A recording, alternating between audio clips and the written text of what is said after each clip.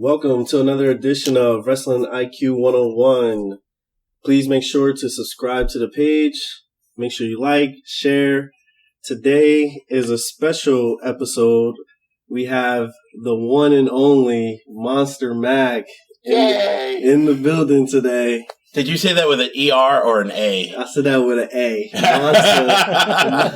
Wait, before the other day, Jersey All Pro hit me up. One of the guys hit me up. They were like, how do you want your name spelled? MONSTA, MAC? No, it's MACK. I've only been working here for 20 years. That's so funny. You can spell that many ways. Oh, yeah. So many different variations.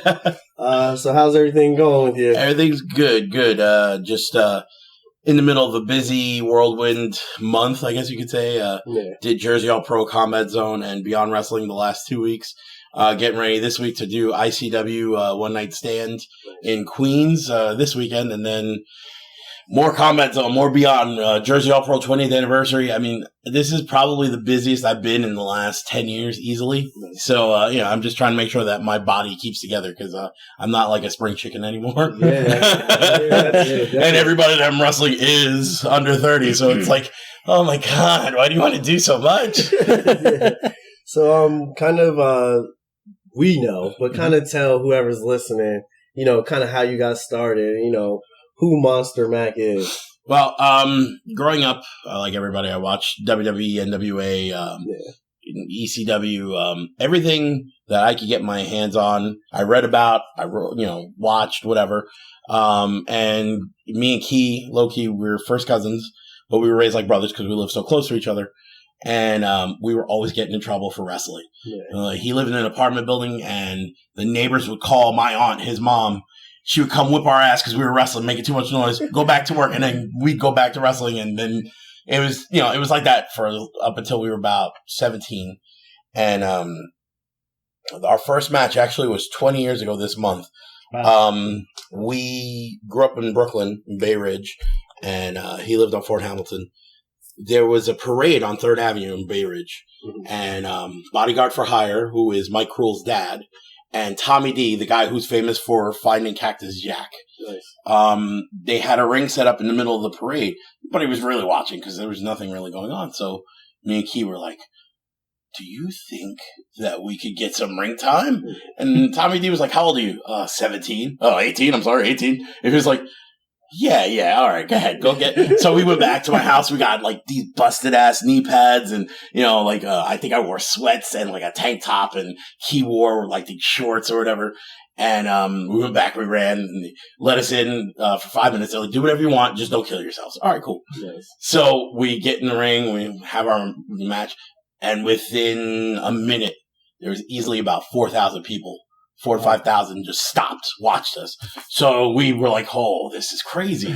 So, you don't realize it, but we're having a full conversation in the middle of the street, in the ring, in front of all these people. Mm-hmm. They don't hear anything because, even back then we kind of were like, I don't want to say smart, but like, we just were like, you never catch them talking. Mm-hmm. So we can't be caught talking, but we still talk. So like, when it was time, I was like, we didn't come up with a finish or anything because we were stupid kids.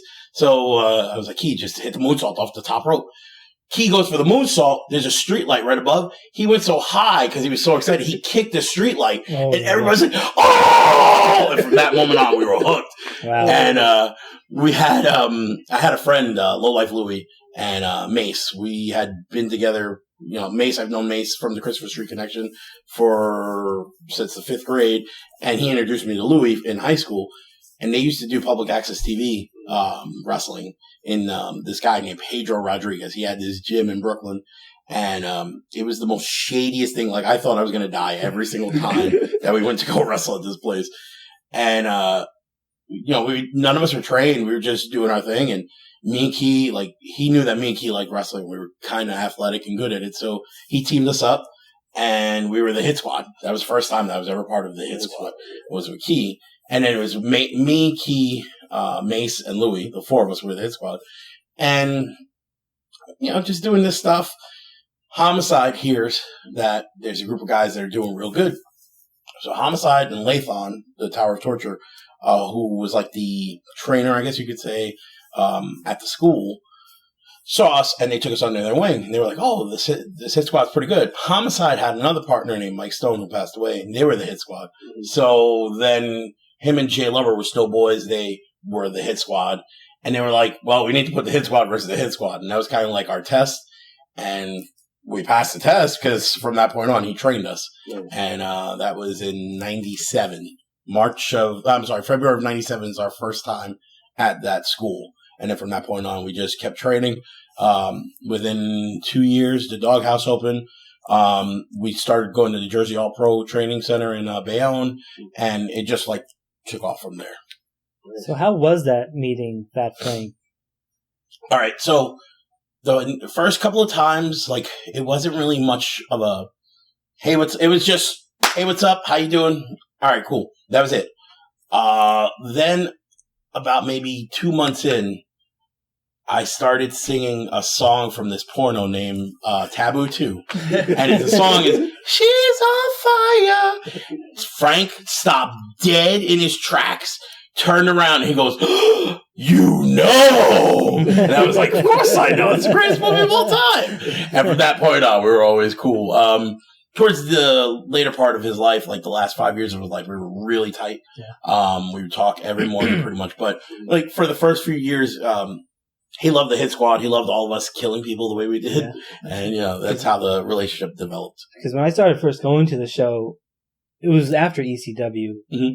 And it always had that ECW kind of feel to me. And I always thought, like, I didn't know who he was the first couple of shows. I saw him walking around. I remember he was, because he was like behind like the merchandise table, mm-hmm. and he was like trying to give me like WWE DVDs. He's like, these suck.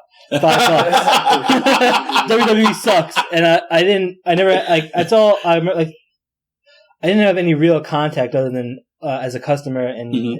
and after a while, I learned who he was. I appreciate who he was. To me, he always had like a Paul Heyman kind of mm-hmm. booking style. Like he used to call himself Frank McMahon, by the way. Frank McMahon. Like if he had a great booking idea, oh, Frank McMahon. Yeah, and it was always interesting to me, like because this past show, Rey Mysterio went over Lowki, mm-hmm. the show that we went to, mm-hmm. Last Jersey Pro we went to, and I was like, I don't think that would have happened the other way around. No, No, if Frank was around, Frank would have definitely pushed hard for Key to be victorious over Ray. And like, I'm not giving secrets away. I mean, people know certain things, I mean, if you're a superstar, they expect the superstar to always go and win. You know what I mean?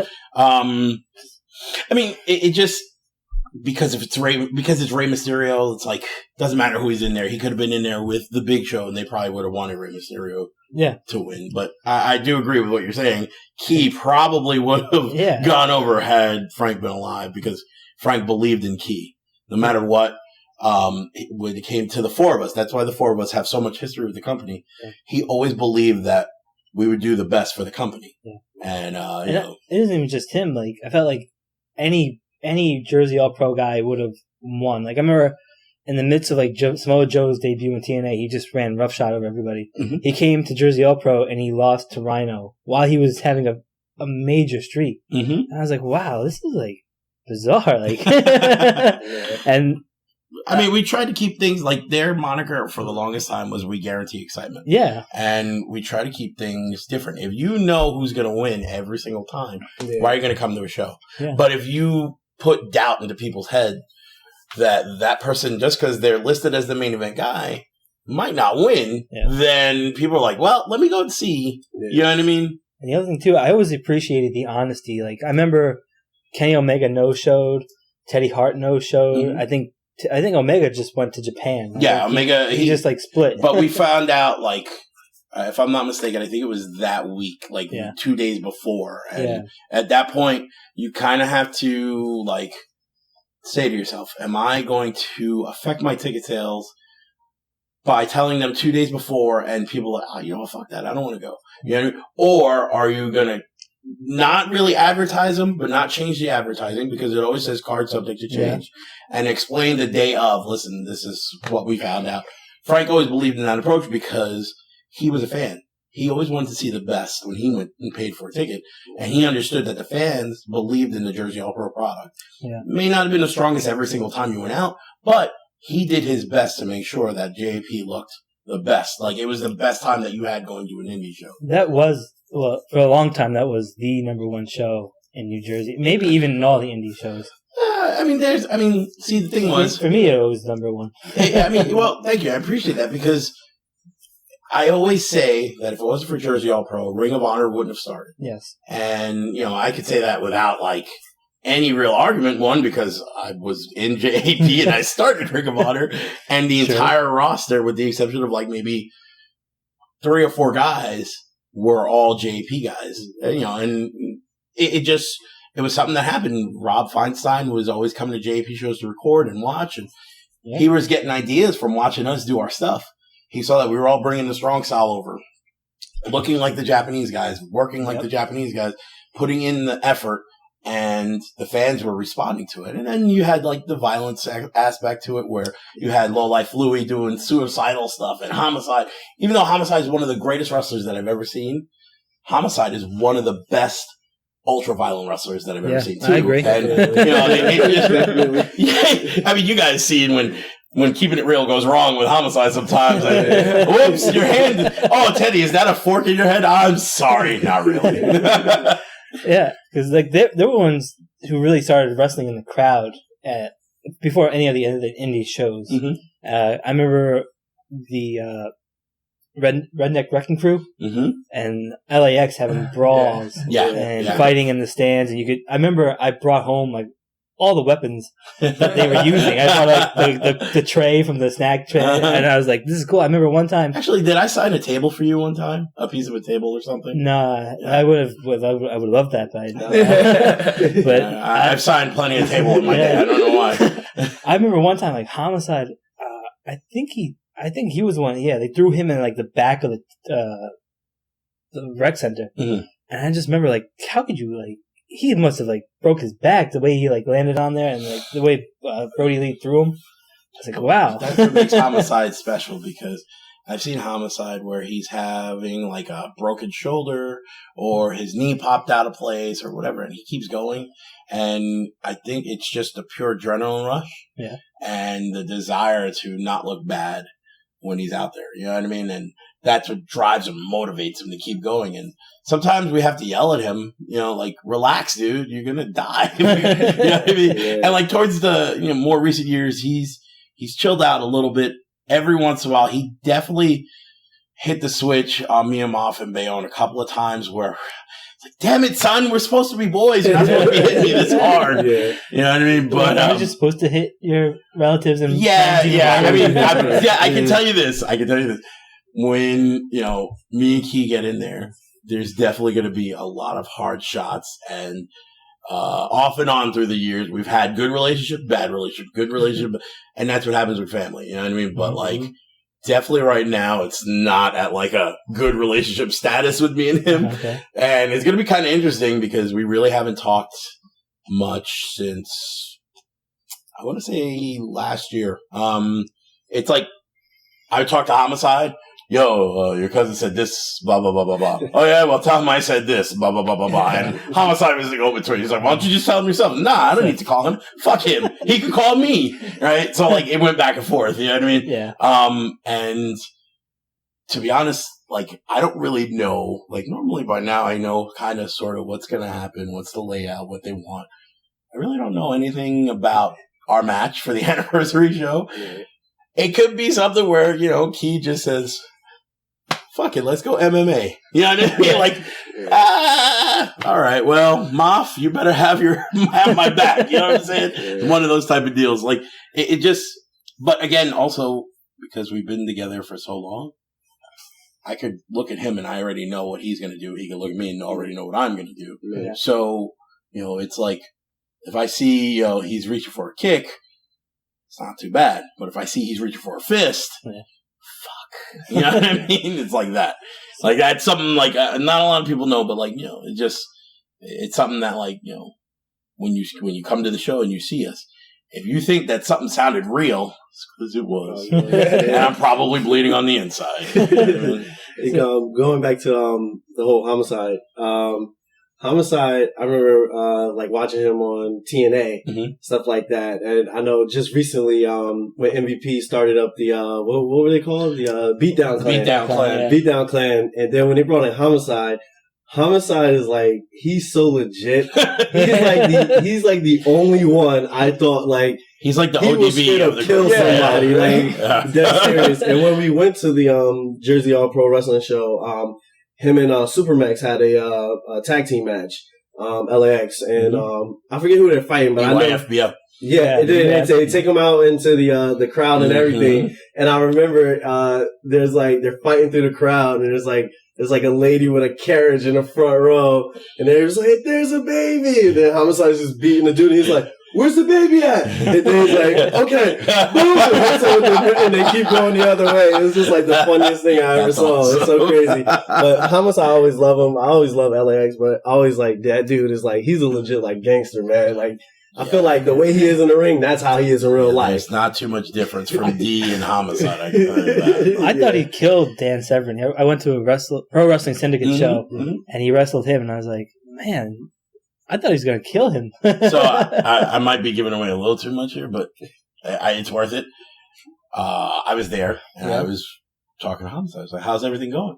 "Oh, it's good. You know, Dan Severn's a little nervous." I said, "What?" It's like, yeah, they hyped him up. Yeah. So then afterwards, I went up to Dan Severn. I was like, "Hey, everything cool?" He's like, "Yeah, I'm just really nervous because I hear so much about Homicide and how like he snaps." I was like, "But wait a minute. You're Mr. UFC." Yeah, seriously, right? And not for nothing, Homicide is like 5'8", 5'7", legit. Dan Severn's like 6'2", and like, you're Dan Severn. Seriously, right? That's really funny. So, tell us kind of like how did you like hook up with like Dan Maff and start your team? You guys won like almost every tag team, every place you've been. Pretty much. Tell us about that. Well, when I was going to Jersey All Pro Wrestling School, I would go with Homicide and Jerry, and like I said, it took a while for Frank to like put me and Key on. Pretty much up until after Ring of Honor, me and Key, if we had a show, we pretty much did the first show, every show together. So like Frank put us on a Battle Royal, and me and Key were on it, and then like it was like from that point on, we were just kind of parallel, up to a certain point. And then at one point, they stopped using me, and they kept using Key because he's athletic and stuff like that, and Flash and whatever. And back then, he was doing a lot of crazy stuff. Like he would do like the Sasuke special to the outside in that little building where the ceiling is like 5 feet tall. You know what I mean? So he was doing crazy stuff, and everybody was loving it. And it took a while for them to dig me. And I'm not flashy. I can do some flashy stuff, but I mean, at my size, I'm 5'9" with boots 5'11", and at the time I was wearing like 230. So like I really wasn't doing too much. I was power stuff or whatever, but whatever. They couldn't find a place for me. So eventually, Dom Montoya and Homicide got me into the Nation of Immigration, which was all Hispanic dudes. And it was just, it was the greatest nonsense. They loved the NOI. And I was kind of like the hype man. And Maff, I noticed this crazy ass big dude sitting in the front row with a Puerto Rican flag. And I was like, hell yeah, if we get into a riot, that motherfucker's got our back. Right? So like, it was like, just, he had a huge presence. I mean, like, and you couldn't ignore him because all the white dudes would come out to wrestle Nation of Immigration, and he would be on their ass from the second they came out. So one day, he showed up to the school, and I didn't. And Homicide and Frank saw him, and they were like, oh, we got to team up with Steve, and that's going to be it. You know what I mean? And pretty much that's how, the next week I went to the school, and Maff was there, and we were in there in the practice ring with Russ and Charlie Haas, getting destroyed because those two guys don't understand what light and easy means. But that was like our introduction. And then we just were doing a couple of local shows before we got into Jersey All Pro. And then eventually JP put us on their shows and feuded with the Haas brothers because we were practicing with them or whatever.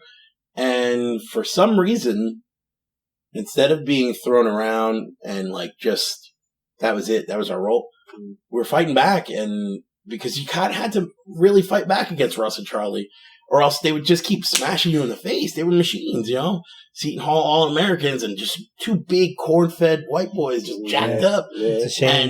And, you know, it's a huge shame. Because if those two, I think they would have gotten more than what the world's greatest tag team got. Yeah. If the two of them were together. I mean, they didn't lose any slack to Shelton, but... No, not at all. But Russ was that much better. Yeah.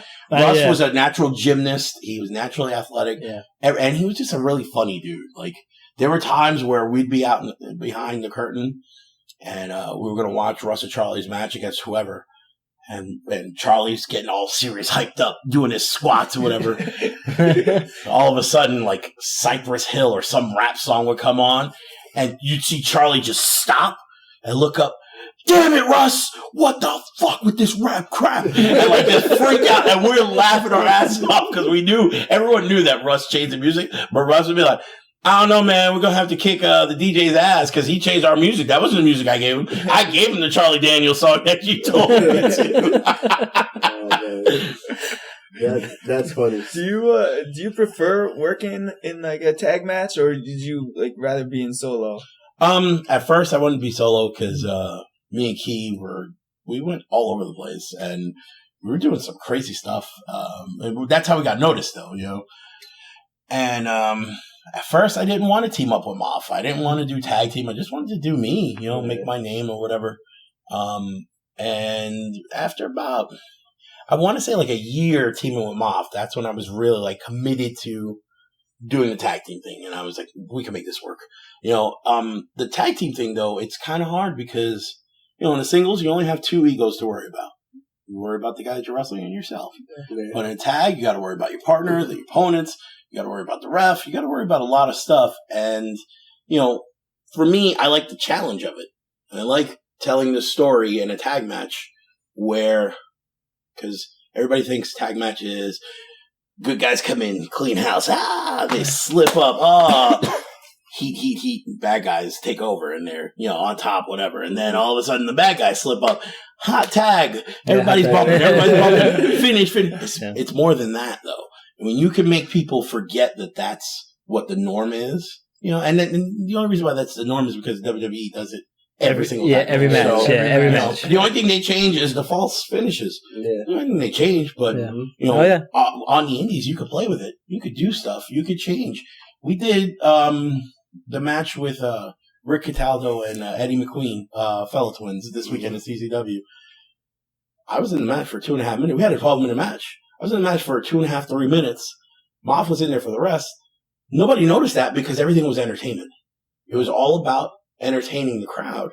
And the reason why Maff was in it, he was taking the heat, but we were also trying to get their character where the people felt it more. You know, and by them beating up on Maff and taking over on Maff, taking their time with Maff, and when it comes time for the hot tag, they think, oh, he's going to come. We changed it on him. Yeah. Maff ended up doing his Superman thing. And it worked out because, you know, everybody was so angry when the fellow twins bounced. They didn't get pinned. They took a 10 count. Yeah. Everybody was pissed. And, like, that's the stuff that you need to change it up. Don't give them what they expect. Because if you do, what's the sense of coming? Yeah. You know, so, but yeah, I love tag team. I was doing the math not too long ago. I won something like 85 titles or 86 titles in my career.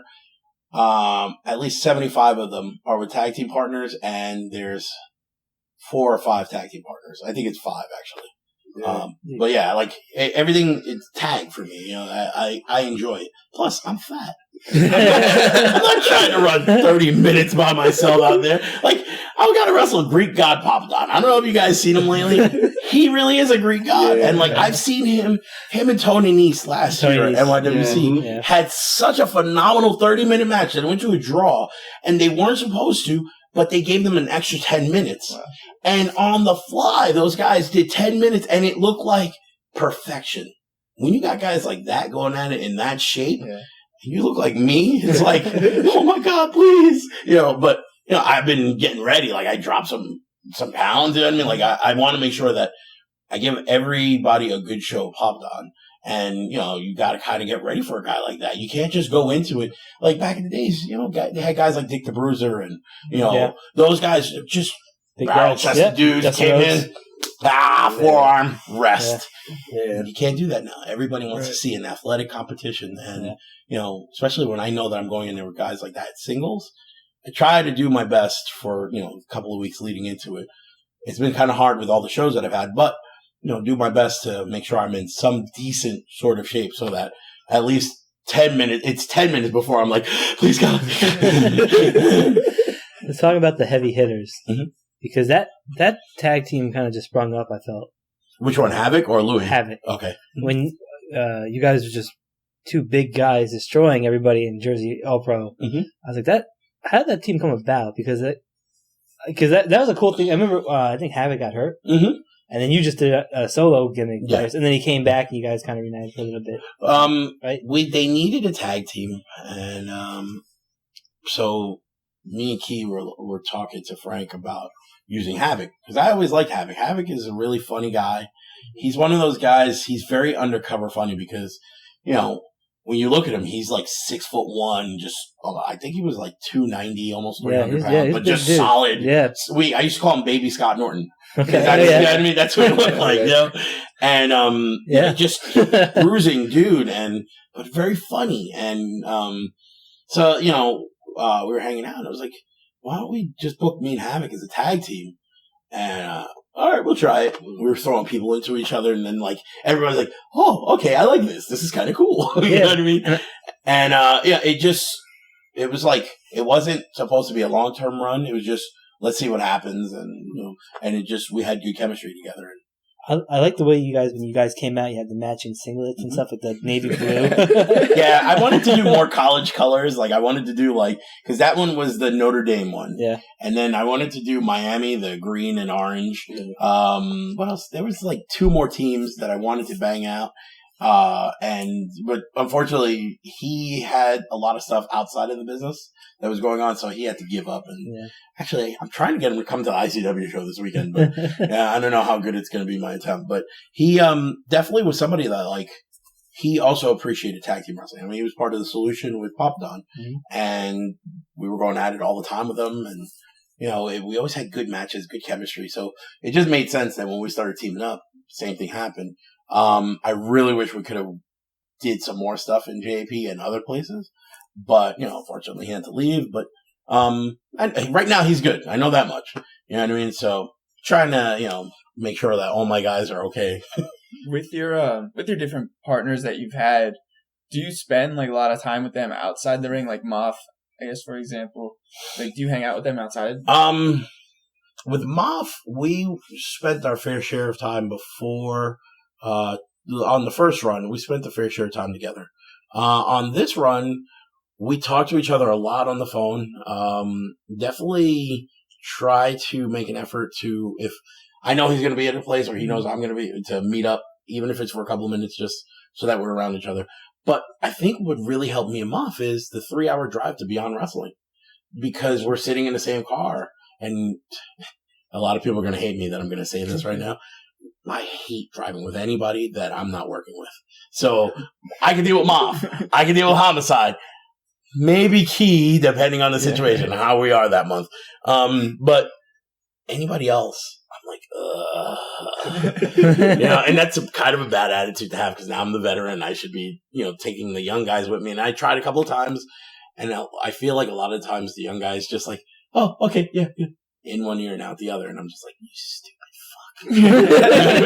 So I hate drive, but me and Maff, because we're doing that 3 hours next to each other, we talk about our lives, we talk about wrestling, we talk about what we want to do. Then as soon as we get into the last third of Connecticut, then it's one of 2 things happens. We start talking about what we want to do in our match, or Maff falls asleep, and I'm swerving to wake his ass up. You know what I mean? So, but it's definitely that drive that helped us get closer and bond, because at the beginning it wasn't like that. It was a business deal, and it wasn't like I hate you or anything like that, but just we weren't as tight. But Beyond Wrestling definitely helped us to develop a closer bond, and like Low Life Louie. He's another guy that I teamed up with for 2 years, 3 years. I talk to him almost every day on the phone. I text him, see how he's doing. He sees how I'm doing. After a show, he'll hit me up. I try to get out to him as much as I can, but I'm a bad friend. I'll admit it. A lot of times I'm like, oh man, no, I don't. I want to go to sleep. And I'm done. You know what I mean? But, I try my best, to make sure that no matter what, I always text, call, whatever, and just keep in touch. So that way, if anything happens that we have to team up at the last minute, like let's say Louis needs a partner, they call me. I kind of have to have that rhythm, that in sync with him, you know what I mean? Right, and make sure I know where he's at and he knows where I'm at. So that way when we call our match and do what we got to do, we don't look like two guys who just met up. You know what I mean? Yeah. I know Kyle for a long time outside of wrestling. Won't mention how. That gonna want to kill his character. Kyle has a wacky history. I know that much. But. Yeah. But how was it like teaming with Kyle? Because you guys won the tag team titles in Game Changer, Jersey Championship Wrestling. Was that our first or second show? I think it was. Yeah. You guys fought each other first, right? Yeah. Yeah, we had a series of 3. And then I saw you guys with the Steiner Brothers, which was kind of cool. I was like, wow. I mean, and those guys have a bad reputation. They're tough, stiff guys. Even back in the day, that's what they say. I'll get into them in a second. With Kyle, though, Kyle was one of the young guys who does listen. Yeah. He appreciates when veterans talk to him. So, in knowing that he had been around from when he was like 14 years old, I knew that he loved the business. I knew that he loved being in the ring. And as long as he's willing to listen, he doesn't have to do everything I say. Just take certain things and apply it. And if I see that he's applying it, then it makes me want to do more, and Kyle definitely has applied everything that I've talked to him about. And, I definitely could see that this year is leading into huge things for him next year. I mean, in this past week with Jersey All Pro, he came out and made the save for me and Maff, and he did a little something with Key. Everyone lit up. Yeah. So he needs to be around guys who've been to the show or guys who are motivated. He needs to be around more winners. Mm-hmm. And I hate to say that, the guys that he hangs out with, they're all cool. Yeah. But in order to get to that next level, you got to hang out with guys who have the same mindset. And he needs to be around more guys who want to get to that next level and are doing something to get to the next level. Yeah. And he's starting to do that. And, teaming up with him, though, it was so much fun, because he's a big dude that can flip. So, I'd be like, I don't know, what do you want to do? I'll do a 450 off the top of the building. I'm like, are you sure? Yeah, I just got to tighten my boots and I'll be good. And I'm like, Kyle, don't die, please. No, I've done it before. It's all right. I'm like, what? You know what I mean? And then, he's down to make sure that everyone's talking about the match. Yeah. And I think that's what made us B Squad being, the most talked about thing in that company, because he was all about going all out. When we wrestled Steiner Brothers, I had spoken to Homicide because he had history with the Steiner Brothers. He's worked with them before. And I knew that Scott was going to be the one that was like, but Rick was cool, but they said, just, you got to be careful because Rick likes to knock people out with the clothesline. And in my mind, I'm like, God, I hope I don't have to knock this old motherfucker out. Right. So, there's a point we're in there with the Steiner Brothers. Kyle's in there with Scott. And, I actually jumped the gun on something. I came in a little too early. And Scott screaming, not now, not now. It's like, oh, my bad. So I thought that he was going to be pissed or whatever. Okay. So then we did whatever spot that we did. I forgot what it was. And it ended up with me being in there with Rick. And I hit Rick with a shoulder tackle. I wasn't killing him or anything, just contact. Yeah. And when we're in the middle, and it's crazy thing is, this isn't the first time this ever happened to me, but we're in the middle. He's like, hey, kid. Man, you're really good. I like you. I wish I had you in the NWA with me because we would have had so much fun. And I was just like, that's so cool. You know what I mean? But here I am where I'm like, when we get to the back, Scott's going to be pissed. Scott was like, hey man, that's a really great match. I really, you guys are really good. Chemistry, you look great and whatever. Don't worry about the screw up. Everybody fucks up every once in a while. You know what I mean? Just make sure that if you fuck up, you fucking punch whoever it is that you fuck up on. You know what I mean? And I was like, oh, all right, cool. And, like it was so cool that they were like mad cool with us. You know what I mean? Yeah. And like the other people that did that was the Road Warriors. Me and Maff wrestled the Road Warriors in like 2001. Yeah. And, I don't remember what it was exactly. I just remember Hawk telling Maff, hey kid, and I heard him talking mad loud. Hey kid, give me a chop. And Maff says, okay. Wham! He chopped the fuck out of him. And Hawk goes, ah, shit. So then I'm like, oh man, Maff just chopped the fuck out of Hawk. We're gonna die. So he's like, keep on me, kid, keep on me. And I'm hearing this. I'm like, oh shit, this is crazy. So I get in there, Maff tags me, and we got a little bit of heat on Hawk. And Hawk's like, work the leg, kid, work the leg. I'm, all right, cool. So I start grabbing the leg and I'm doing whatever. And just like I'm talking to you, he's like, hey kid, there's this company in Florida. Make sure you give me your phone number at the end of this match. Everybody in the front row heard this. It wasn't like, he was just whispering it to me. Everybody heard him say this. So then Animal goes, hey Hawk, shut up. Everyone can hear you. But like stuff like that, to me, that's mad cool because you got the established guys telling you this. It's that's like awesome. You know what I mean? Like who else can say that shit? Like that's mad cool. What type of like guy do you like to work with? Like since you're a big man, like you said yourself, do you prefer working with smaller guys, big guys, guys that can fly? Like who do you I like the smaller guys only because you could tell a better story, an easy story. Mm-hmm. I mean, it's very simple. Big man, little man. Right. It's the big man's power versus the little man's speed. Who's gonna win?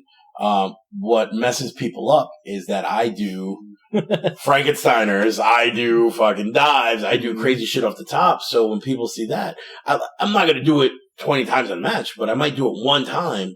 And that one time I'll make sure that it means something. Right. So that way, when I hit it, everybody, oh, wait, what? You know what I mean? I always get that reaction. I don't get the, I get the, what? You know what I mean? I hear that a lot more. Yeah, so, you have to know where to place it because you don't want to put it too early because then the match should be over after you hit something like that. You don't want to put it too late because then it's finished. And if it's not the finish, then it's like, you know what I mean? So you got to put it just right.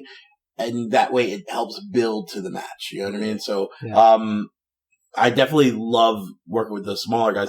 I like when they do their crazy dives. I don't mind catching guys because, as long as they're safe and I know that they're safe, I'm cool with that.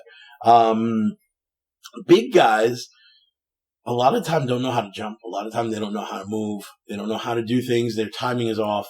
And I end up looking like the lightweight. You know what I mean? Yeah. Although when we wrestled War Machine last week, it was one of the few times where oh, right, this big dude knows how to move. You know what I mean? Both those guys can work their ass off and they can move real easy. And, it's not every day that you're in there with guys like that. So, that was a special thing for us. Not only was it a dream match for us and for a lot of the fans, but, it was definitely something that, it's not every day you get to work with big guys that talented. You know what I mean? And that's why those guys are considered, the best in the world right now because they really are super talented at their size. Yeah. So besides, tag teams that you've been on, who you personally is that you emulated or you thought was the best tag team of all time? Growing up, it was definitely the Samoans. Yeah. Samoa and Fatu. And I mean, I was fortunate enough to work with them and learn from them. One of the coolest moments that I ever had was sitting down on a couch next to Samu watching WrestleMania 9 when they wrestled the Steiners and talk to him about it and ask him, no matter what, I'm still a fan. You know what I mean? So I always will appreciate when guys do cool stuff. That's why, I get a lot of trouble. Oh, you shouldn't be talking about wrestling, WWE on your Facebook and Twitter. Yeah. Why? I'm a fan. Yeah. I don't care if people know I'm a fan. Do they know I can whoop their ass? Of course they do. You know what I mean? If I'm a bad guy, I'm not going to be as cool. But, the people who add me on Facebook know that I talk about everything. And, when it comes to wrestling, I feel most of the time the same way that they do about wrestling themselves. Yeah. So, I got to do that with them. The Road Warriors, everybody loved the Road Warriors. They came out and fucking destroyed everything that walked. You know what I mean? And the Steiner Brothers were also big guys. That was really, because me and Key, we loved the NWA. That was our thing. We used to 605 TBS every Saturday, every Sunday. We were there watching. You know what I mean? And we loved WCW. But, like the Steiners just killed everything. Yeah. And it was like, damn, I want to be like that when I grow up, and so those were the guys that we looked at, the guys who had realism, and it didn't get any realer than any one of those three teams, the Samoans, the Steiners, and the Road Warriors. Demolition too, I like, but Demolition a lot of people look down on because they were the fake LOD, but I love Demolition. And the Freebirds. I love the Freebirds. The Freebirds are great. Yeah. I could not love a guy who likes to go climb up into the tiles and pee on people while they're there. The original Freebirds. Yes. Yeah. Not the one with... Jimmy Jam was good. I like Jimmy Jam. He was good, but not all the time. Buddy Roberts. Yes. Buddy Jack. Yeah, and Terry Gordy. Yep. Terry Gordy. If there's any smoother big man, I don't know that exists, because he was so natural and fluid in the ring, Terry Gordy. Yeah. When you watch his Japanese stuff, so much different than his American stuff. His American stuff is great. Yeah. When you watch his Japanese stuff, he's 6'6", 6'7", moving around like he's Rey Mysterio size. And it's like, it just came natural to him. It's so ridiculous. It just came natural. And you could tell he had the mind, because he was doing things that other guys weren't doing. The way he would sell, or the way he'd be vicious, or the way he would just move, and he was a special kind of beast. Mm-hmm. So when you made the PWI Top 500, at that time, were you doing more singles wrestling or more like tag team? Because I feel like singles guys are always the guy who make those Top 500 lists. No, actually back then it was me and Maff. The first time I was in it was 2001, I believe. And the only reason why I know that is because when it came out, the following week was the September 11th attack.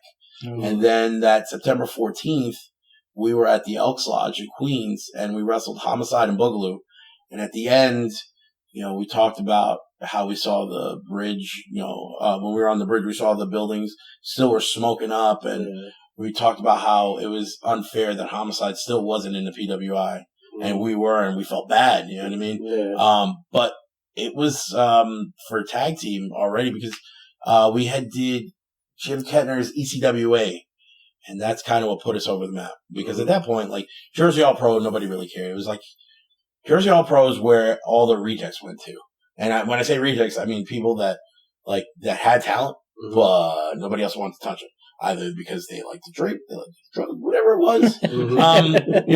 A Jim Kettner wasn't going to use him, or, a Kevin Knight at IWF wasn't going to use him. Yeah. So, they had to come to JP, and, nobody was touching us. Nobody wanted to deal with any of us. Mm-hmm. People believe that the Hit Squad really walked in and we did drugs, we shot people with guns, and, told other people, I saw a 45. I've never had a gun in my life. Homicide. You know what I'm saying? It is Homicide's fault. He made sure everyone believed.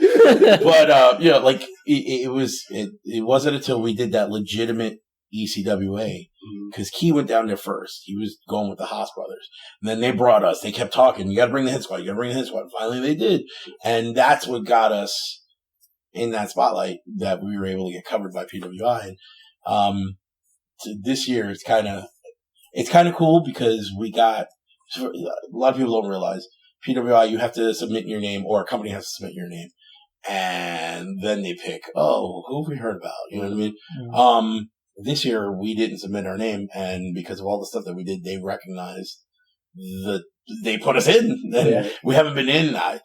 I was in there 4 times, I think it was before. Wow. I didn't even know about 2 of them. I only knew about the other 2, you know what I mean? But I saw this year, someone hit me up, and they were like, you guys are in the 500. And I was like, oh, wow. And then I looked, and I saw, I was like, it's been 2003 was the last time we were in there, you know what I mean? So, it was kind of cool, because I know that nobody submitted our name. Beyond doesn't do it. Yeah. So, that would be the only place that would submit that we were working. Mm-hmm. They didn't put it in, and, we got MAC coverage. Plus, CZW also helped us out this year, because winning the tag belts at CZW definitely put us on, the bigger map, you know what I mean? And everybody's like, the Hit Squad's back. That's kind of cool. You know what I mean? So, between those 2 companies, definitely helped us get back onto the 500. CCW was probably one of the scariest shows I've ever been to. Because I went down to my first time going to South Philly, and people are driving the wrong way on the road, and people are already drunk. Oh my god! And I went to an ROH versus CCW show, and I thought the ROH guys were just going to die. Is that when Necro and Homicide wrestled? Oh. Yeah, and they had Sanjay Dutt was there, and I was like, insanity. Yeah, and I was like, I don't think Sanjay Dutt's going to make it to Impact. Well, this is how crazy CCW still is. Yeah. This week, the building was kind of a mess because they had their Tangle Web show, and they use a lot of barbed wire. They use a lot of strips and stuff like that. And I was looking at some of the stuff. I was like, man, I don't know how these guys do it. I get in my car yesterday, and I see something on the floor, and I look down, and it's a strand of barbed wire. And I was like, what the fuck? You're like, what? How does this happen? I don't even remember stepping on barbed wire. But, they have stuff all over the place, and, that's just how it is. What you see out in the front doesn't even compare to how crazy it is in the back, if you can imagine that. I remember, because that was a long time ago, the bathrooms were all run down. Still are. And I remember, the same fans from the ECW tapings were still sitting there. The guy with the straw hat, the guy with, the black hair, jet black. I mean, I don't know if it's still black. No, he died. He definitely dies it, but every once in a while he misses. But, I was like, wow, women with, wife beaters on, no teeth. I'm like, this is probably the craziest place I've ever been. Yes. And I loved it, but I haven't gone back to South Philly. You should definitely, if I'm going to make any recommendation, come to the Cage of Death show this year. Okay. They already set up the main event. I believe it's Danny Havoc and Ricky Shane Page. Ricky Shane Page has been on another level with his ultra violence this year, and he's been the guy holding down with Tremont too, but Tremont starting to slow down a little bit. But our match, when it's announced, it's going to be fucking insane. All right. So I implore you guys to get down here. I have a question too. Mm-hmm. Since you work a lot of the indie shows, I'm talking about if you go back to the old Jersey All Pro, who are some of the guys that you can see fitting in there? In CZ Dub? No, in Jersey All Pro. Oh, from JP? From the indie scene now.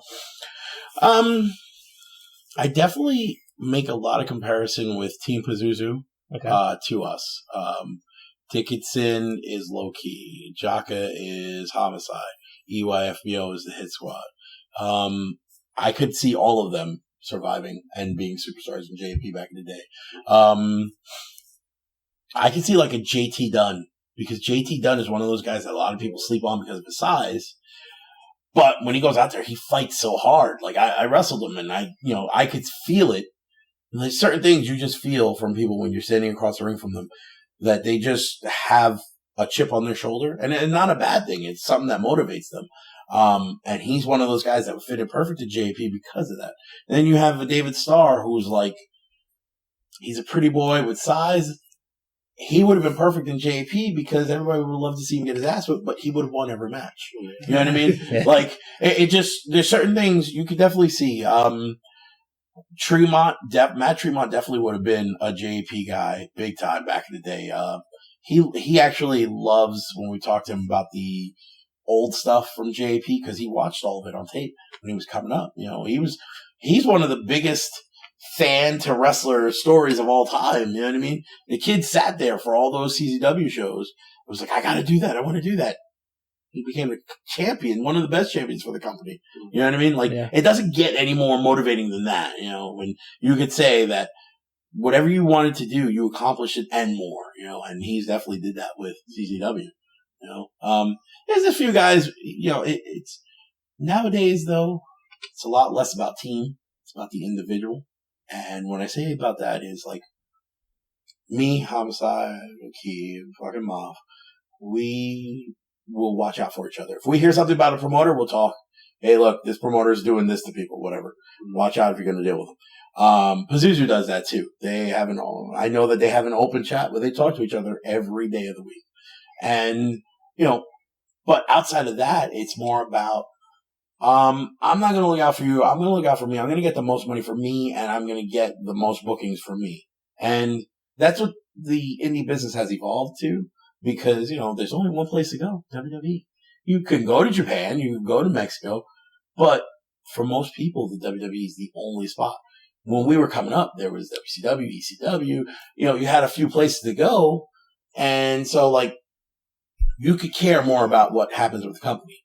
Now, because they have to get seen by as many people in as many places as possible, they're not really with the team mentality. They're not trying to do what's best for the company, doing what's best for the fans that night. You know what I mean? So, it's a different business, but that's just the way things happen. That's the way they evolve, and you just keep going with it. You know what I mean? Yeah, talking about going places, TNA, some of your friends and peers, they went to TNA. Mm-hmm. Some of them have gone to WWE, like Brody Lee, Luke Harper now, Samoa Joe.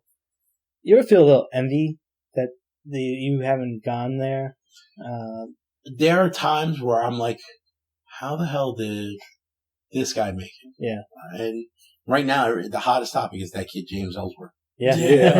Right? Everybody's talking about him. Yeah. And everyone sees that it's not talent that got him there.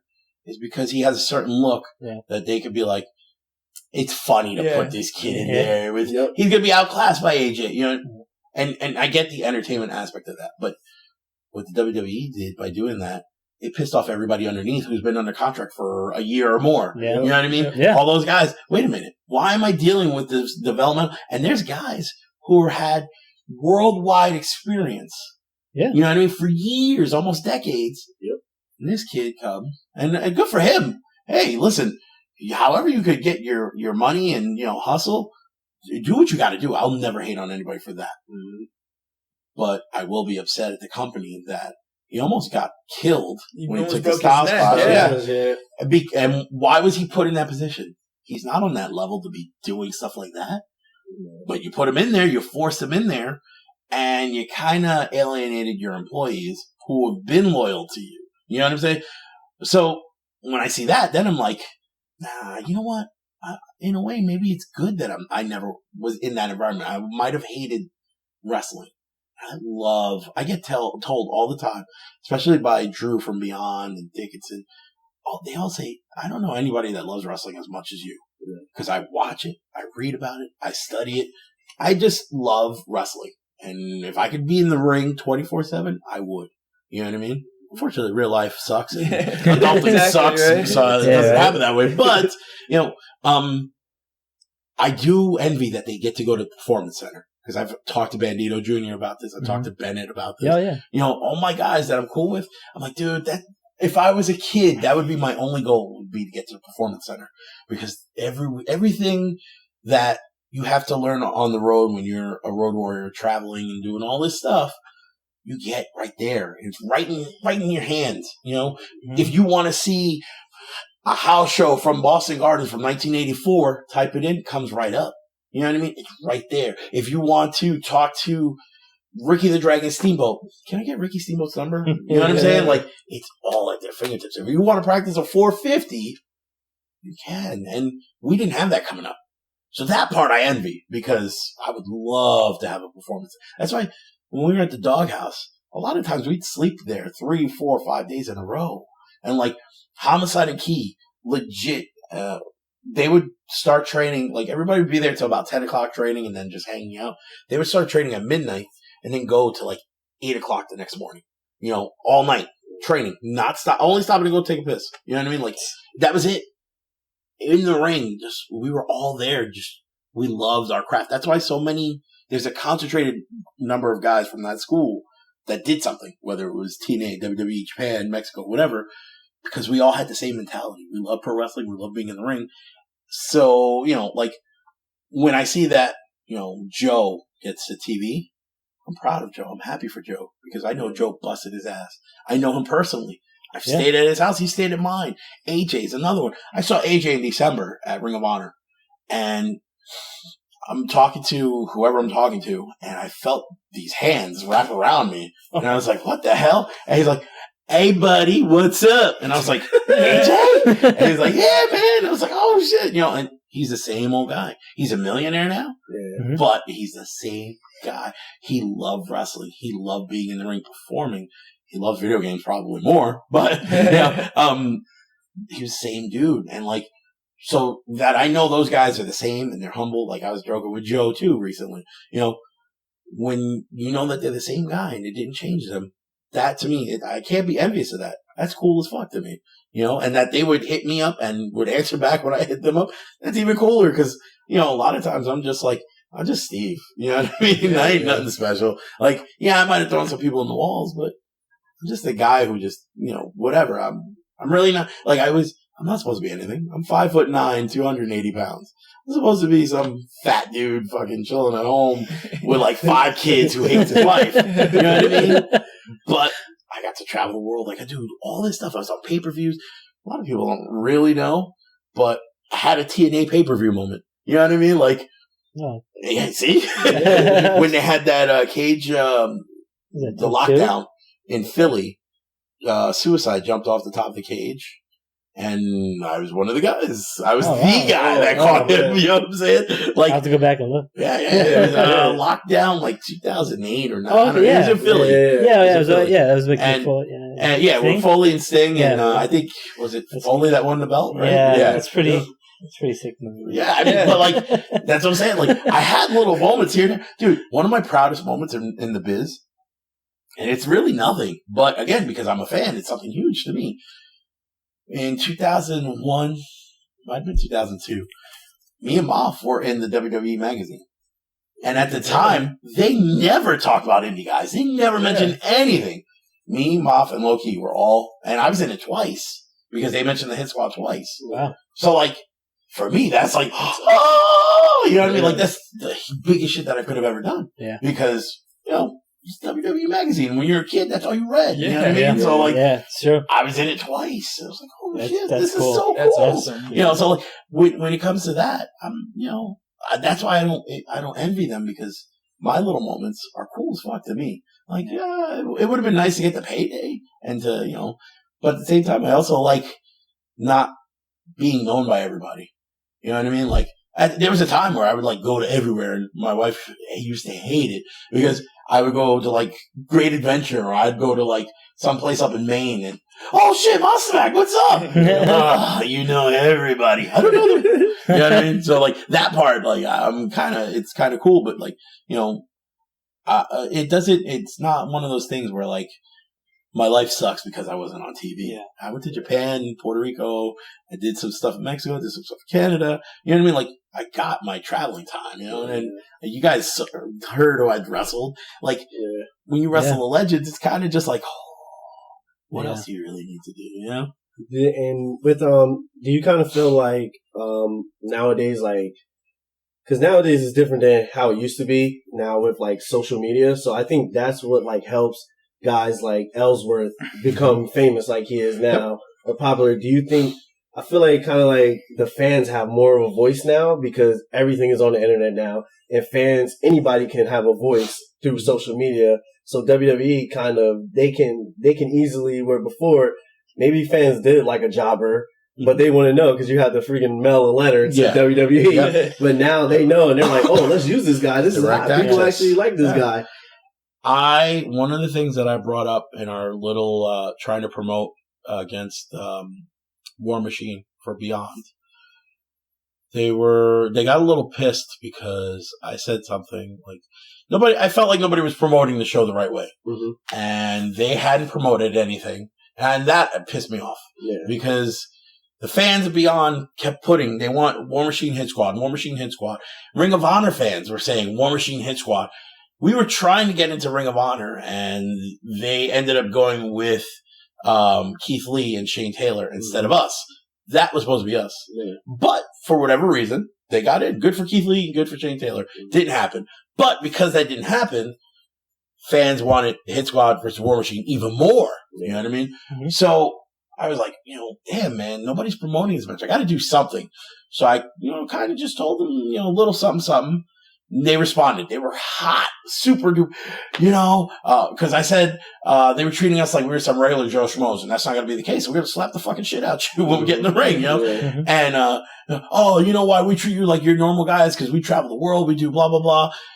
And we're winning titles. What do you guys do with 6 months ago, and what are you doing 6 months from now? So, me being the dumbass that I am, because I never know when to shut up, I was like, 6 months ago, the fans were calling us legends if we were winning tag belts and tournaments. Mm-hmm. And 6 months from now, I don't know what we would be doing, but I can tell you everything that you guys are doing. You guys are the best tag team in the world right now. But everything you're doing, we did 15 years ago without social media. Yeah. People talked about the Hit Squad as if we were WWE talent for a while, and we didn't have Facebook, we didn't have YouTube, we didn't have nothing. We had AOL Instant Messenger or AOL Grandstand, you know what I mean? That's what we had, but like, even then, it was on dial-up, so, it was like you got cut off when you tried to make a post, But, we didn't have that, and people talked about us like we were like the second coming, and it was crazy, because, dude, you guys see, I'm mad chill. Like I said before, I'm not that big headed of a guy. I'm not a big ego. Like, I get yelled at because I'm always trying to help out the other guys. I don't really help out myself. Yeah. But I learned that, you have to make sure that this business is a better place. You also have to get yourself over, and I understand that. So, like, I try to use social media now as much as possible. But back then, it wasn't about that. It was just, here's my tape. Here's my 8x10. If you want to use me, you use me. You know what I mean? But, like now, if I want to learn about somebody, I just go up on YouTube and watch whatever video comes up. Yeah. And I could, all right, cool, let's book this guy. You know what I'm saying? And maybe I should be doing that for the Hit Squad, but I feel kind of like we really don't have to either because, a lot of the fans are doing that for us. When they ask what dream matches, you know what I mean? Like Matt Hardy today. Actually, this is the one time I did some nonsense. Everybody's talking about Matt Hardy, talking about he wants to invite tag teams from the past and present and whatever. Yeah. And I just tweeted out. I was like, hey, Matt Hardy, what does the Hit Squad have to do to get your attention to invite us to your tournament? Mm-hmm. I don't know I haven't checked my Twitter. I don't know if I got any response, but I do know somebody saw it and they were like, that was kind of smart. Yeah. They hit me up and I was like, I mean, he could either say no, he could ignore me, he could answer me back. Yeah. You know what I mean? I don't care. You might delete him. Yeah, for real. Actually, before I'm said and done, I've wrestled the Dudleys, but with Maff, I want to wrestle the Dudleys. I have never wrestled them with Maff. And I want to wrestle the Hardys with Maff. Okay. I think both teams, I don't know if the Dudleys will happen, but I think the Hardys, there's a great chance of that happening. And I think that we would have really good chemistry with those guys. So, who knows? Maybe he sees that and maybe he does know who the Hit Squad is. A lot of these guys, they tell me, this guy was talking about the Hit Squad or this guy was talking about the Hit Squad. I get my people that tell me, like when the Authors of Pain showed up. Yeah. Everybody hit me up. Oh shit, you guys got contracts? That's what I know. That's what I said. I said my message like, the same exact thing. So and all these people are like, I was like, they're wearing tactical gear like the Shield, but the same guys. And I wasn't watching it, so he's telling me, Dan Maff and Monsta Mack are in NXT, and I'm like, what? I had exclamation point. I'm like, dude, no, are you serious? I'm like, no, you're lying. You know what's crazy though? The masks that they wear, those skull masks. Mm-hmm. Me and Maff earlier late last year, we were, discussing how we're going to change our look a little bit. And we got the vest and we got these helmets. We were going to get the same exact friggin' helmets that they got. But at the last minute, we saw something else. We're like, we'll wear them. But we ended up still not even using them because we have the face shield. Yeah. And that looks cool. You know what I mean? But and like I said to somebody before, with them, I don't blame them. Mm-hmm. They're young guys. I don't even know if they even knew about wrestling before they got into WWE. You know what I mean? I think one is 21 and the other one's 22. Yeah. What could they really know about us that they could be like, we want to steal his? That was someone from the office saying, you could use this look. And it could be coincidental. Mm-hmm. Yeah. I don't think so. Probably because there's a lot of people who know who we are and been watching our stuff and beyond. Because they watch everything. You know what I mean? That's their job. And, so I would never, if someone were to say, do you hate the Authors of Pain? No, not at all. Mm-hmm. Good luck with them, with that gimmick. Hopefully it works, but I'm pretty sure it won't because that's not them. You know what I mean? They're everybody says the same thing. They're really nice guys. They are. And it's you can't be part of what makes me and Maff believable. Maff is a bully. Yes. Like legit a bully, and he's gonna hit me up. Why'd you say I was a bully for, Dick? But he knows he's a bully. You know what I mean? Yeah. I'm kind of a bully, but I'm kind of like the nice. Like after Maff hits you, are you okay? Yeah. Don't do that shit again. You know what I mean? That's me. You know what I mean? I was gonna say that because I met Dan Maff before, like outside of the ring. So I was gonna say, when he's like, "Oh, we got Monsta Mack," I'm thinking Monsta Mack, Dan Maff. I'm like, "Oh, they buddies." I'm like, you don't know. Surprisingly, you're completely different from what I thought you would be. But I met Dan Maff, and I met him at my work. So me being a big wrestling fan, I'm like, holy shit! I'm like, that's Dan Maff. Mm-hmm. And then everybody else, I'm telling them, yo, there's a wrestler in the store. Like everybody's just like, I don't know, they don't watch wrestling. Yeah. So I go over to him and stuff, and I'm just like, I'm like, it was like horrible. I'm just like, oh, excuse me, sir, and I'm like, is your name Dan Maff? And then he's like, he doesn't even look at me.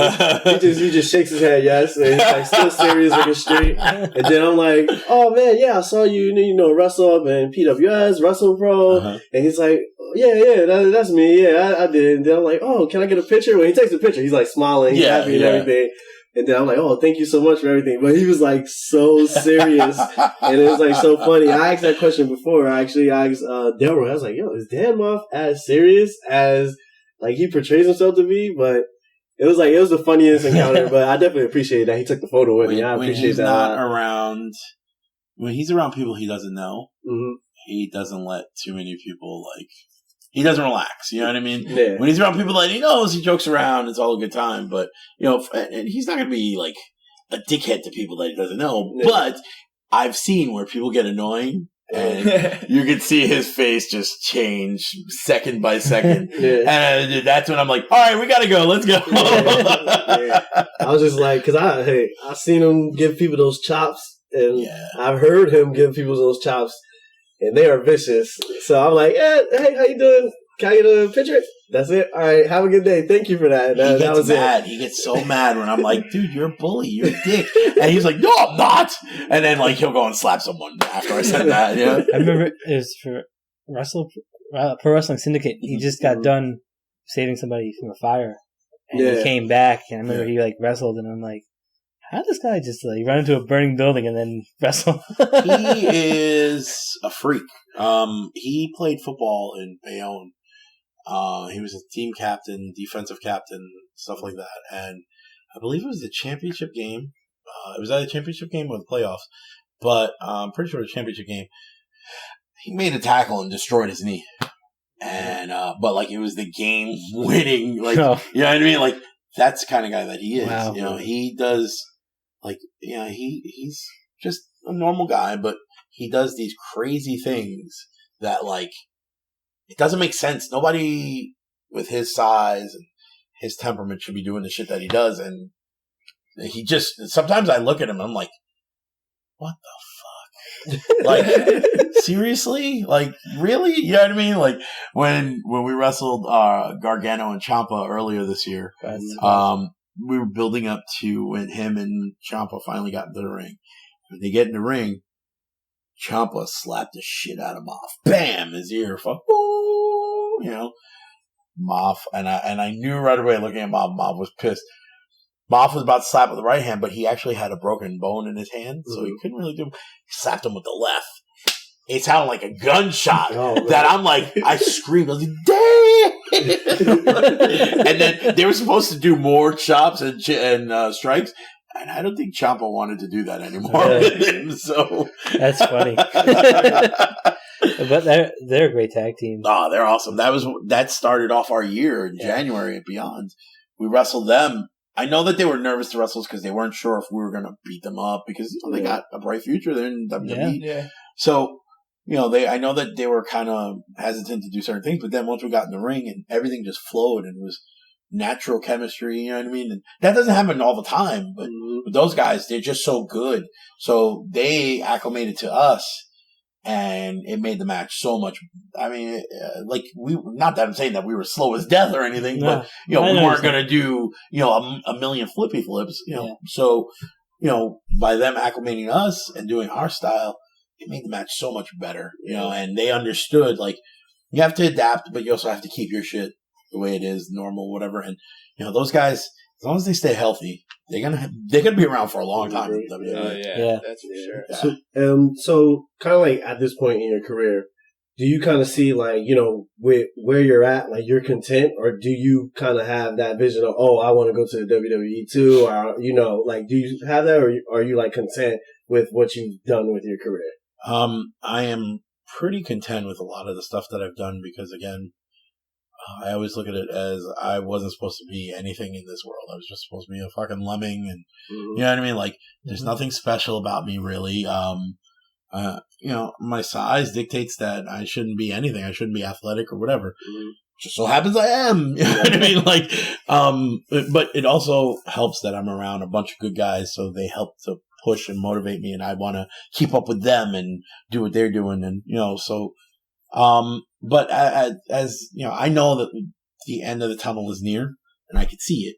But there's a couple of things I want to get done. Like, I definitely want to go back to Japan, or I want to go to Europe. Yeah.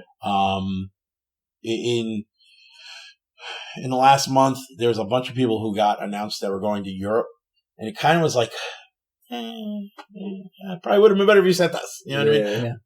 But, like, I'm not going to be a dick and be like, fuck those guys because they're going to Europe. Yeah. It just motivates me to do better. Sure. You know what I mean? So, like, I definitely want to do, the UK, Germany. I want to do that. As far as TV goes, it's not something that, like, I'm like, I have to be on TV, blah, blah, blah, blah, blah. I really wanted to go back to Ring of Honor to have, like, a little bit of closure. Because, I was fired from the place. Yeah. And it kind of left a sour taste for a long time in my mouth. Why was that? When it came down to it, I was stubborn, and me and Gabe had a falling out. And it had been building, and then somewhere I had broken my foot in January of 2003. And in there, everybody was like getting in Moff's here. Oh, you should be a singles guy. You're really good. You carry the team, stuff like that. And I rushed everything. I was like, I'm going to lose my spot. Nobody's going to want to see me. Mm-hmm. So, Gabe came and told us that he wanted to break the team up. He was going to push me to do something singles. He was going to push Moff with the Prophecy. And the day of the show, I went up to Gabe and I was like, can we talk? And he kind of was giving me the cold shoulder. So I was getting pissed. So eventually I had, a bunch of guys come in, because whenever I talk, I want to make sure that people hear what I'm saying. Not just me and not just the person I'm talking to. I want to make sure there's one guy on my side and one guy on his side, so that way there's somebody who, witnessed everything. And so I had my guys, he had his. And I was like, I just want to say, I don't want to do this. I think this is dumb. There's a lot of mileage with the Hit Squad here.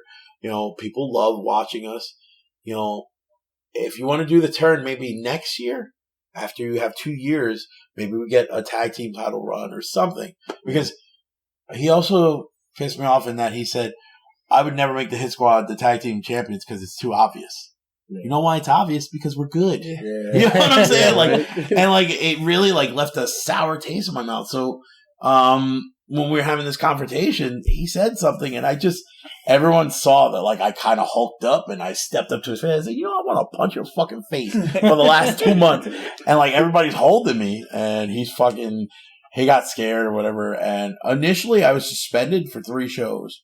I was supposed to come back that first Rexplex show that they had. And when I talked to him at the Rexplex show, he's like, I didn't tell you were suspended. You're fired. Oh, man. And I was like, nah, that's not what you said. Homicide had my back. My guys. There's 2 other guys there, too. And he's like, nope, I said you were fired. I was like, no, if you would have told me I was fired, I wouldn't be here. I just, you know what I mean? So, and then every once in a while he'd bring me in as Homicide's goon. And, it was kind of just everybody's like, why don't you just bring him back full time? You know what I mean? So because it didn't happen, then we started this run. And then, like I said, because everybody's like, oh, War Machine Hit Squad.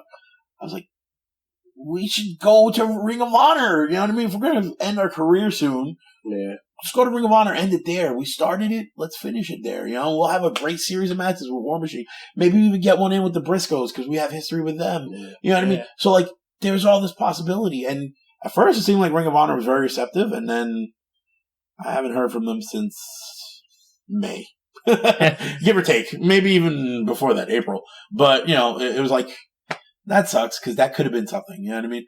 TNA I have no hope for because there might not even be a TNA tomorrow. So, yeah. And WWE, like, I know maybe we could get like a TV shot if they, needed extras or whatever.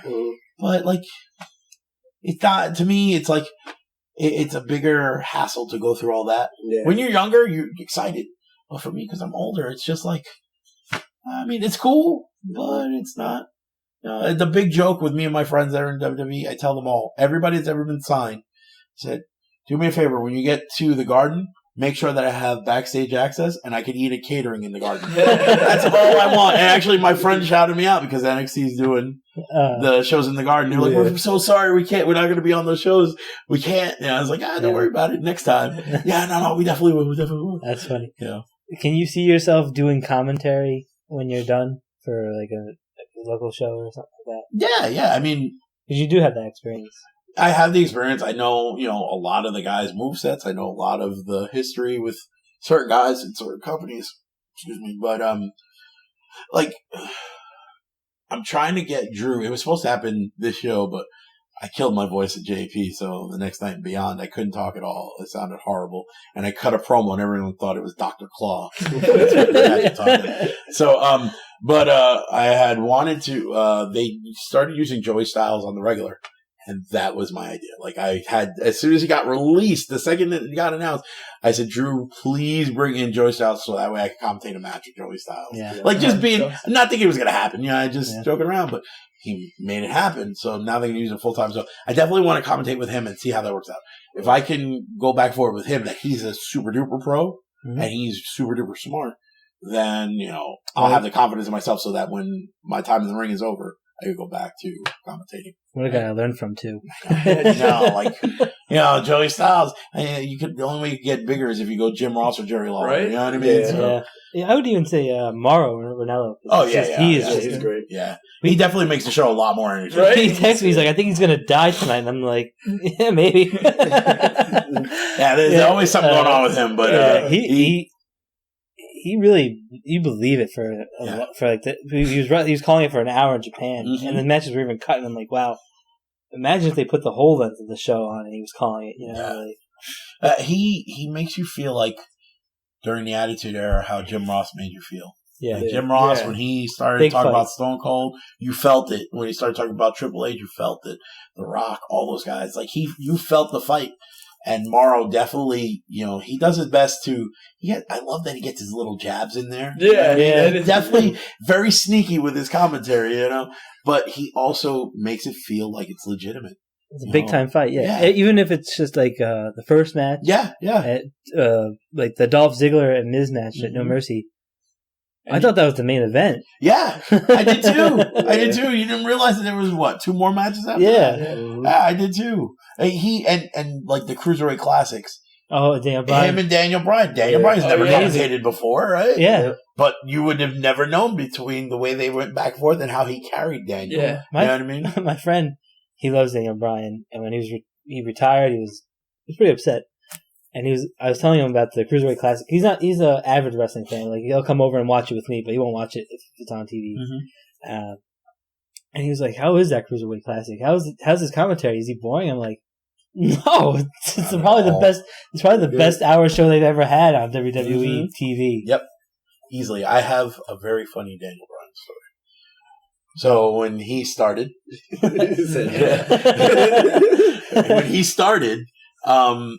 we were all together. He was feuding with Key, we'd be like in the same hotel room or the next door room, whatever. So I believe we were in Boston for Ring of Honor. Might have been somewhere else, but he was in a room by himself, laying down under the blanket, no shirt on, just reading a book. So it looked very suspicious. We were like, Brian, do you have a woman in the room? And he was like, no. And he looked back down in his book, and he's like, I'm a virgin. And this is like, he had to have been 20, 21, right? I'm a virgin. And we're like, are you kidding me? No, for real. Like, I'm a virgin. I've never had sex. I just train, I read, and, I work out. That's all I do. And then come to find out, the motherfucker married one of the hottest bitches Yeah, on the fucking right. roster. But I can't go into too much detail. I do know some of his history that I've heard, and that me and him have talked about. And he was an undercover Mac from back in the day. And like, we talked about one chick. I was like, bro, how did you bag that chick? I don't know. She was into me. I was like, what? Yes. Yes, exactly. Oh my god. I was just gonna ask you, like, real quick, what it just was like being in The Wrestler, and could you beat Mickey Rourke in a fight? Well, I will say this about Mickey Rourke. He looks a lot bigger in person than he did in the movies because, they kept small guys around him. But he had this Israeli dude who was like his trainer. Uh-huh. And the motherfucker was badass. Like, when you just look at people and you're like, I'm not fucking with him. That was that Israeli dude. Like, and I think his name was like Dimitri or something like that. Actually, he's in the credits because he helped train Mickey Rourke. But like, that was just, to be honest, I don't even remember who, I'm pretty sure it was Steven DeAngelis, from ECW who called me and he was like, hey, they need extras. Do you want to do it? I was like, yeah, sure. You know what I mean? But like the stuff that they filmed at JP, the director actually picked me out. Everything that you see me in, pretty much with the exception of one scene, was the director.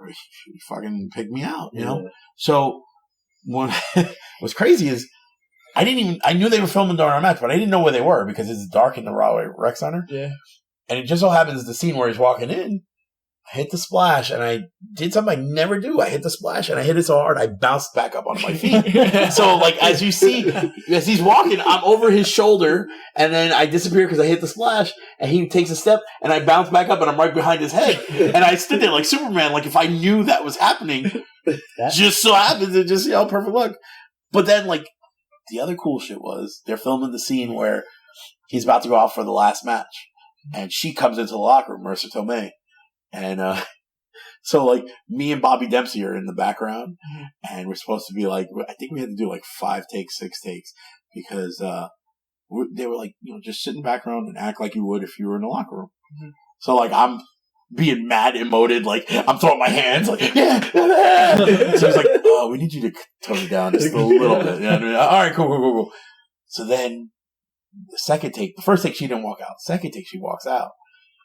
And, I mean, she's banging. So, I'm talking, and I turn, and I look, and I just see her ass in the jeans, and I'm like, I love you. That's some real locker room talk. For real straight up locker room talk. Right? So then they told me, they were like, oh, you should have been here the week before. That was when she did her strip club scenes, whatever, blah, blah, blah. I was like, oh my God, there's no way I would have been able to. I would have like passed out, right? But, so after we filmed the scene, she's taking everybody, giving them a pound or hugging certain guys. So she shakes my hand and she reaches in for a hug. So I'm like, oh, thank you. And I'm holding on, and it's that awkward long, and she's giving me the pat, like, okay. And I'm like, no. That's funny. Yeah, that was a hard night to watch, because I remember they roped up a section of the seats, and he walked up and down. And I didn't even know what they were doing. I was just so mad that like they blocked it. So it was jammed in there to begin with. Yep. And I'm like, they could just freed that up. These stupid guys just walking up and down. They're probably going to use this as a promo or something. Yeah. And it turned out I was like in the movie. I was like, wow, it's crazy. Yeah, it was like, I know maybe a year before, Nicolas Cage was actually, because he was supposed to be in the movie. It was supposed to be him. He actually came to scout, and he didn't introduce himself. I think he introduced himself like maybe 2 or 3 guys. And then he just hit out, and I was like, how the fuck you not know? That's Nicolas Cage sitting next to you. You know what I'm saying? But he was very incognito, and and then he got out, and then like, so they taped it. I think it was February. That January show, he came. He was like, oh, thank you guys for letting me in, whatever, blah blah blah. He was cool with Mickey Rourke. I don't. We'll get back to you on when the schedule. We all thought it was gonna be like the summertime. We didn't know it was gonna be like the next month. And that week of, Frank called me. He's like, you're going to be filming your match. And I was like, oh, no pressure. And I was like, right? He's like, don't worry about it. We're going to put you in there with like Pinky Sanchez, Cooter, and somebody else, and you're going to kill him. Oh, Sean Maluda. The kid in Cruiserweight Classic. Yeah, Sean Maluda. Right? So, like, oh, you just killed him. And I was like, are you sure? He's like, yeah, no, don't worry about it. It'll be great. Even if you killed him, you really killed him on film, it'll be even better. Bigger story for the movie. And I was like, right, you're insane. This is my last question. Mm-hmm. Trent Beretta is passing. How close were you with Trent?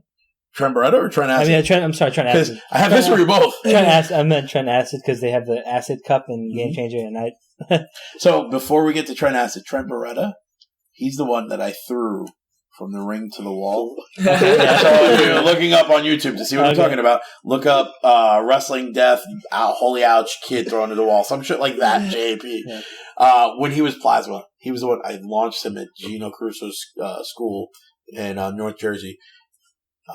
And you could either blame me for making him do the bump, even though I asked him like 2 or 3 times. Homicide asked him 2 or 3 times. He said, yeah, I'm going to do it. Or you blame him because I told him, when I throw you, push off my shoulder so you get extra, boost. And he didn't. He got scared and lifted his hands right before I threw him. And I was like, oh shit, he's going to die. So I threw him as hard as I could, and he made it to the wall, but he made it really low. And there was that bench at the bottom. And he scraped up his back. He had a giant strawberry. I felt horrible. Don't get me wrong. But I was like, damn it, this kid didn't fucking push. He's so dead now because he didn't push, right? So then fast forward 6 months, he jacked the fuck up. And he got signed to the WWE. I was like, motherfucker didn't thank me. Yeah. Son of a bitch. Because, he was like, I'm going to work out and I'm never going to get thrown again. Right? But going back to Trent Acid, he was someone that at a time in Jersey All Pro when they just wanted me to commentate, they didn't see me in the ring with any future. He had said, I want to wrestle Steve. And he gave me 3 matches. And I wanted to do where it was like, I win one, he wins the one in Philly, and then third one, it could go any which way. And he said, no, I want to put you over all 3 times. So whenever it comes, like, we always had a great chemistry anyway. Like, we were always mad cool with each other outside the ring. But when he did that for me in the ring, like, my respect for him grew even higher. And, like, I know there's some people like, you gave respect to a junkie and blah, blah, blah. Trent he was more than any of that shit. And, he was someone who had so much potential and such a bright future. And he grew up around the wrong element. Yeah. And when that happens, shit like that happens. But, he definitely looked out for me. And when I was talking before about there's individuals and there's team players, he was a team player, even though he could have been an individual, and it would have been rightly given because he was so great in the ring. I mean, it's been a couple of years since he's passed, and we're still talking about him. You could see that, because I watched the documentary Card Subject to Change, and he was a big part of that movie, and I was like, wow, like this, you could have seen it like a mile away, that he was destined to go further than where he ended up. I think, and I hope this doesn't get me heat, especially tag team champ. I think his time in CZW, because he didn't focus on wrestling and he focused on hardcore ultraviolent stuff, I think that's what led to his downfall more than anything, because that led to him being in pain, him looking to medicate the pain, him going on stronger drugs because the shit that he was doing before wasn't working. Ultimately, that's what turned him into an addict, because he really loved performing. He loved being in the ring. He was one of the few guys that I know that loved it almost as much, if not more, than me being in the ring. And what made it even better was he was so great in the ring. Like, and not everybody could do certain things the way he did and then still be entertaining and then cut a promo. And then, I mean, this is the ultimate sign of what kind of performer he was. He used to be able to get chicks to stick dollar bills down his pants. You know what I'm saying? Yeah. And guys would do it too. It wasn't just the chicks. You know what I mean? Like, shit, if I did that now, you know what would happen? I'd get arrested. Exposing yourself to people. But he That's definitely funny. Was, he loved the bit. He was really smart when it came to, if you wanted a weird angle, like a crazy original angle, he was great with that. Like, he was always thinking outside the box. Yeah, you can tell that. It definitely was one of the saddest days when, I found out that he died, because part of it was I felt like I was responsible, that I was one of his guys, and I didn't look out for him. You know what I mean? And I saw him 2 or 3 weeks before at Jack Savage show, and he was high as fuck. And I was like, bro, like, you gotta chill. Like, you know what I mean? He's like, nah, I got it, dude. Don't worry. You know, I was like, yeah, but you know what? You can't be doing this shit. You're almost 30. You know what I mean? Like, you gotta chill. And then 2 or 3 weeks later, he's gone, you know? Yeah. So it took me a while to realize that, you know, all his friends tried to do what we could. It was up to him ultimately, you know, to keep himself straight. And he just loved the taste of drugs way too much, you know? Yeah. Got any final questions for Monsta Mack? Yeah, let's end something on a higher note than Pasio Trenazzo. Talk to me about anything. Did I mention that I got followed on Twitter by Jenna Jameson? Did you? Yes! Yes! That's what I'm saying. Yeah. Jenna Jameson, Jasmine St. Clair. Wow. There's one more and I can't remember. It's fucking killing me. The convention's coming in here too. Oh, I was like, you know, ladies come in for free on Friday. I might have to go Friday. Yeah, seriously. Yeah, actually, I always joke around because I like bigger chicks. So I'm always like, I want to go to Vegas to go to BBW Con. And all my friends are like, what's wrong with you? I'm like, moose. Yeah. It's the silly things like that you have to appreciate. Yes. Definitely. Plus, in that room, I look like a stud. You know what I'm saying? We go to Exotica. It's like everybody there all jacked up because they're looking for, you know, whatever they can get. You see this chubby dude. It's like, whatever. But, you know, go to BBW Con. I look like $1 million bucks. Yeah. That's how I feel if I go to Hawaii, because I want to go there so badly because people are just big in skirts. They'll be like, you're Simone that didn't get out in the sun. Like, you're a little thinner than us, so eat something. All right, so I have this wacky story. This is gonna be and I'm only bringing it up because you said Samoan. Whatever. I said Samoan, whatever. I was on a cruise maybe about 5 years ago, and it was raining, so it was a group of friends. It was 6 of us. We were on the cruise together, and we were just in the front of the boat, just sitting. It's raining. We're just inside and just looking out, see if we see some dolphins or some shit, because you never know, you know what I mean? Mm-hmm. There was these 2 guys, like maybe about 15, 20 feet away from us on the side, and they're laughing and whatever, and they're a little drunk. But we're having a good time. All of us sober, you know, we're all fucking laughing and whatever.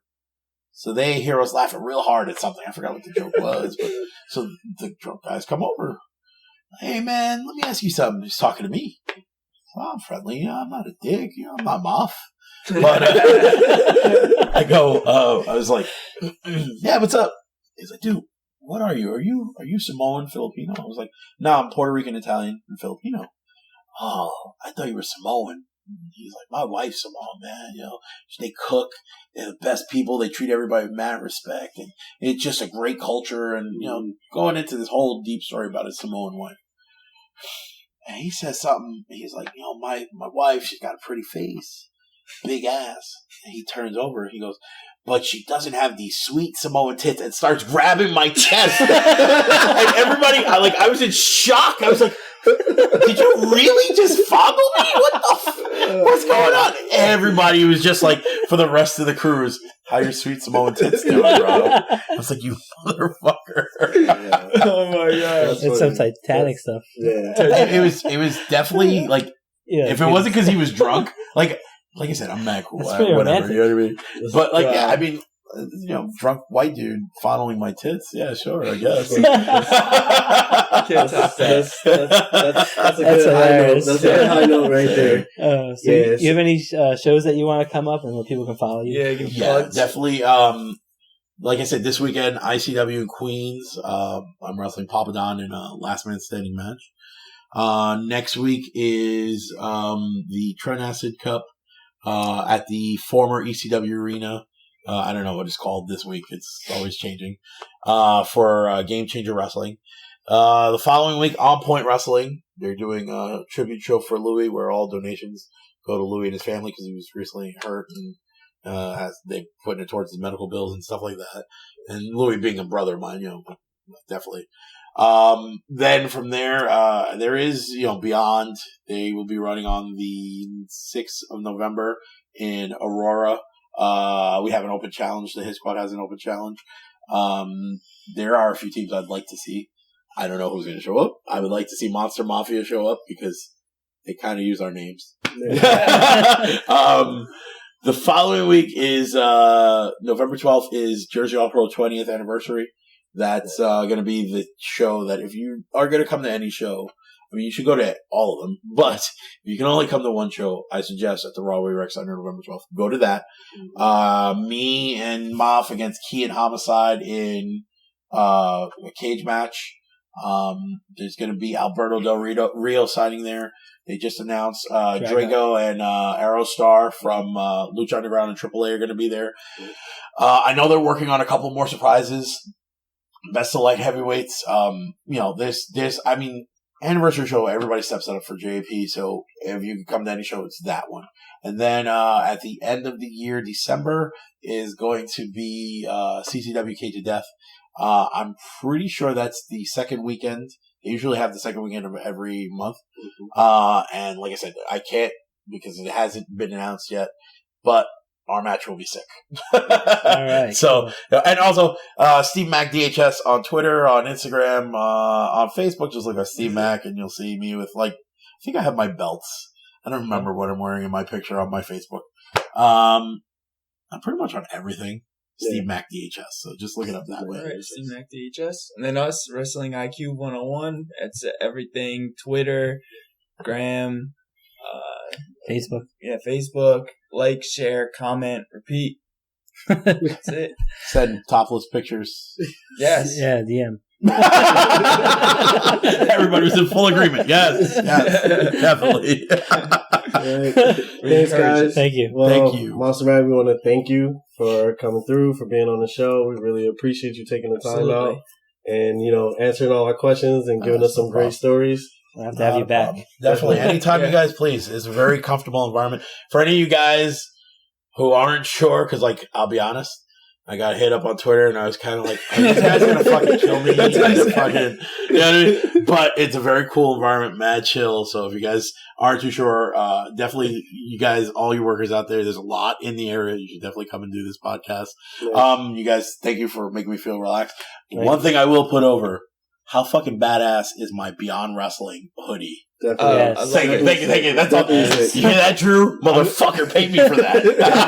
I'm going to pick up mine. Definitely. I think he had him to size 3X. I know Maff was bitching because he wanted a 5X. I was like, motherfucker, you got that big?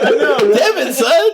Oh my God. Trying to make everyone think we're in shape now. Fuck. That's funny. But once again, we thank you. Thank you, guys. Everybody, make sure you stay tuned for the next episode, and we're out. Peace.